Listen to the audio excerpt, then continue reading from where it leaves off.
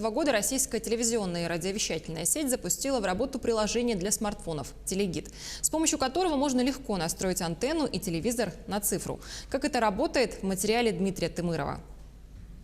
Удобный и простой функционал нового мобильного приложения «Телегид» поможет каждому якутянину быстро настроить свой телевизор или ТВ-приставку на цифровое вещание. Скачав приложение «Телегид», которое выпустила РТРС, можно легко и удобно увидеть, где находится телевизионная вышка, настроиться на нее. Также это приложение позволяет посмотреть, на каком ТВК у вас вещается цифровое телевидение.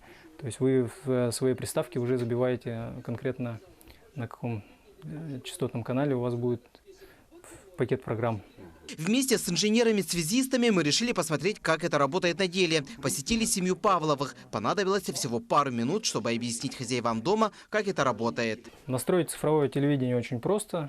Взять необходимый пульт приставки, нажать на кнопочку «Меню», и в меню уже переходим на поиск каналов.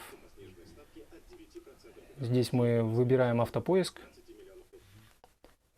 и в течение нескольких минут он выведет 20 каналов и 3 радиоканала. Далее уже с помощью приложения можно просматривать количество каналов, где можно узнать всю подробную информацию о фильме или передаче, а также рейтинги. И даже включить напоминалку, чтобы не пропустить свой любимый сериал или телешоу. Также в приложении «Телегид» вы можете узнать программу передач на неделю вперед 2 мультиплексов. И эта функция еще доступна в режиме онлайн. У меня есть приставка, 20 каналов я смотрю, но бывают такие моменты, когда некоторые каналы исчезают, просто так. Я не знаю причину, и вот сегодня специалисты с РТРС подошли и настроили, и вообще показали, как в дальнейшем с ним работать. Когда мы запустили цифровое телевидение, население достаточно активно начало приобретать оборудование для просмотра телевизионных программ в цифровом формате. Но я тоже не раз выступал, что нужен либо телевизор, который поддерживает прием сигнала в стандарте DVB-T2.